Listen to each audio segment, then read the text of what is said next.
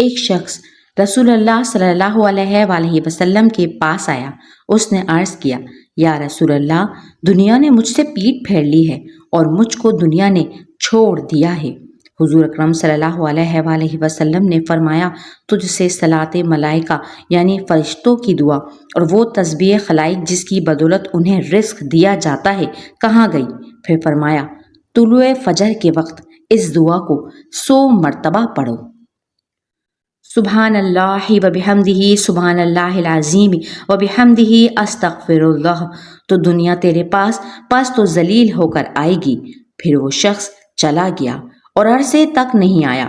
پھر وہ آیا اور اس نے عرض کیا، یا رسول اللہ، میرے پاس دنیا اتنی وافر آئی کہ میں نہیں جانتا اسے کہاں رکھوں۔ یہ نماز فجر کی سنت اور فرض کے درمیان بزرگوں نے پڑھی ہے، اور اس کے ساتھ ایک تسبیح لا حول ولا قوت الا باللہ العلی العظیم کی بھی پڑھیں، جیسا کہ حدیث شریف میں آیا ہے کہ تمام گناہوں کی مغفرت کا موجب ہوگا اور یہ وسعت رزق کا سبب بھی ہے، اس لیے کہ استغفار اس کا باعث ہے، اور گناہوں کی وجہ سے ہی رزق میں تنگی اور ہر طرح کے غم اور پریشانی پیدا ہوتی ہے۔